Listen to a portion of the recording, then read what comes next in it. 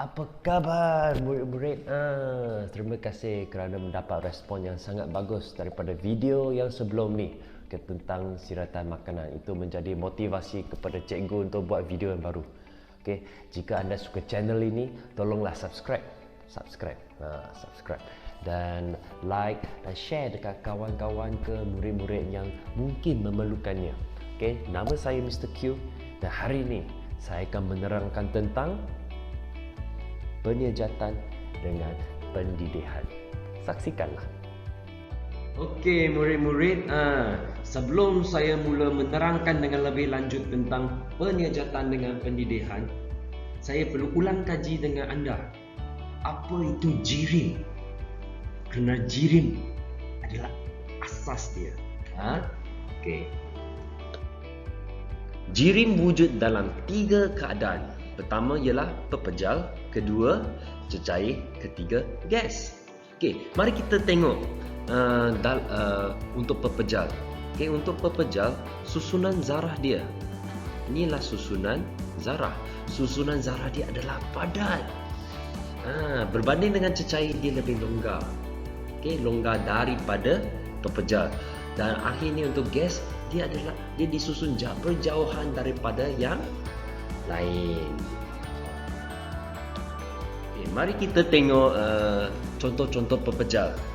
Contoh-contoh pepejal adalah seperti plastik, kayu, tanah liat, pensel dan pemadam. Okey, selain daripada itu, apa contoh lagi? Kerusi.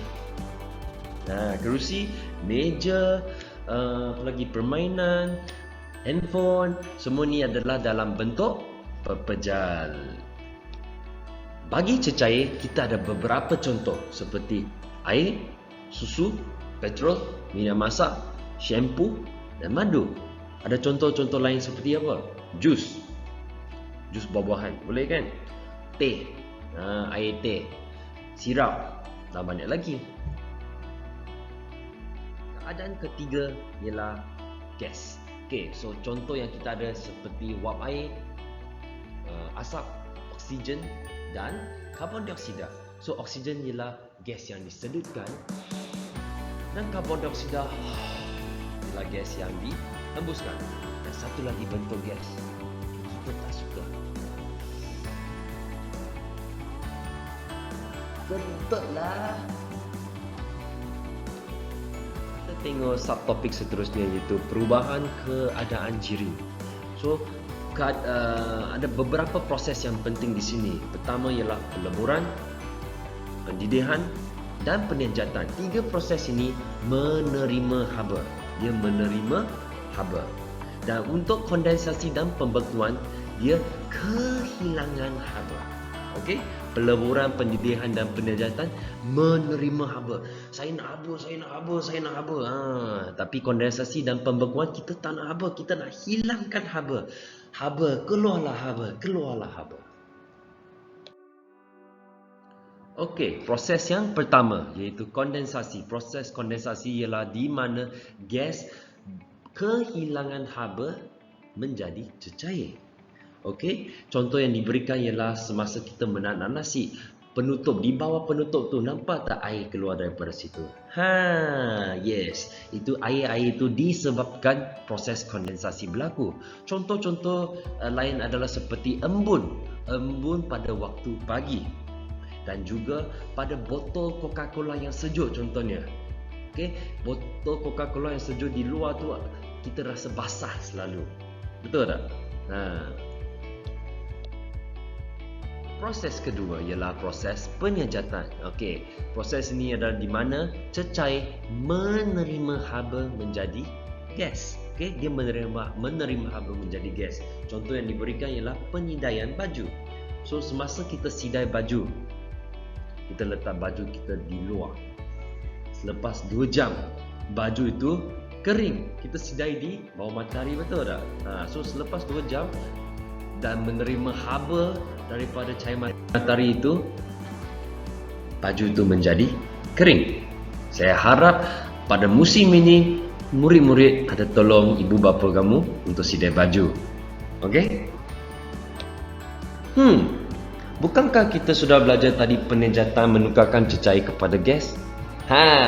Untuk pendidihan adalah sama juga. Cecair menerima haba menjadi gas. Tetapi mereka adalah berbeza. Okey, kita akan belajar nanti. Okey, pendidihan di sini kita ingat masak air, apa lagi? Masak sup tulang, masak ayam kurma. Wah, laparlah tiba-tiba. Wah, panas lah hari ni. Okey, pada waktu panas apa kita buat? Kita selalu minum air sejuk. Okey, so apa yang kita perlukan? Ais batu. Mesti kena ada ais batu, betul tak? So lepas kita letak ais batu ke dalam air, apa jadi kepada ais batu tu? Ais batu tu akan hilang. Kenapa dia hilang? Kerana dia telah menjalankan proses peleburan. Pepejal menerima haba menjadi cecair. Wah, buat biskut pula ni. Memang sedap. Okey, macam nak buat biskut? Melalui proses pembekuan. So acuan itu kita letakkan ke dalam bekas istimewa ini. Selepas seketika, apa jadi kepada cecair itu? Cecair itu telah menjadi pepejal, menjadi biskut. So cecair kehilangan haba menjadi pepejal. Okey, contoh lain adalah seperti ais batu. So ais batu apa jadi? Macam mana dia dijadikan? So pertama kita ambil air, kita masuk ke dalam peti sejuk, atas. So selepas seketika air itu kehilangan haba, dikeluarkan, haba dia semua dihilangkan dan akhirnya dia menjadi ais. Okey, gambar rajah ni ialah rumusan keseluruhan untuk apa yang telah kita pelajari tadi. Okey, pepejal kepada cecair, cecair kepada gas, dan daripada gas kepada cecair dan cecair kepada pepejal. Okey, so pepejal kepada cecair ialah proses peleburan. Cecair kepada gas, penjejatan atau pendidihan. Gas kepada cecair ialah kondensasi, dan cecair kepada pembekuan. Cecair kepada pepejal ialah pembekuan. Okey, sangat penting ini ya, sangat penting. Inilah sebab saya membuat video ini. Okey, untuk menunjukkan perbezaan antara penjejatan dan pendidihan. Okey, untuk penjejatan, ia berlaku pada permukaan cecair. Maksudnya apa? Atas cecair saja. Okey, tapi untuk pendidihan, dia berlaku di seluruh bahagian cecair. Macam tu, bergelora. Pernah tengok air yang didih tak? Dia bergelora. Okey, selepas tu kita tengok penjejatan berlaku pada sebarang suhu. Maksudnya apa?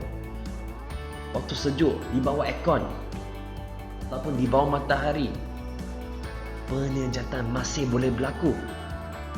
Tak kisah suhu berapa, 0 darjah Celsius ke, 50 darjah Celsius ke, 150 darjah Celsius pun tak kisah.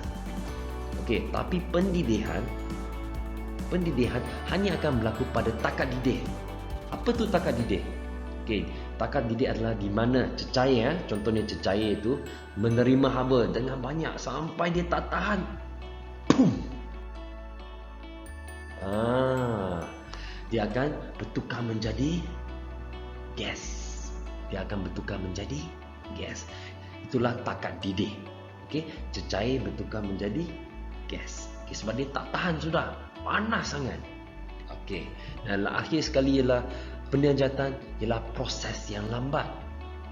Kalau saya tertumpah air atas meja dan saya tidak lapkan meja tu, kamu rasa meja tu akan kering tak? Yes, meja tu masih akan kering. Tapi bila? Esok pagi ataupun 4 jam kemudian, kerana ia adalah satu proses yang lambat. Tetapi pendidihan lain, proses ini sangat cepat. Okey, kita masukkan air ke dalam cerit dan pergi panaskan. Selepas 20 minit dia akan dengar bunyi. Maksudnya sudah masak, sudah didih. Okey, saya harap semua orang faham. apa yang saya cuba terangkan di sini. Dan kita berjumpa lagi di video yang seterusnya. Terima kasih.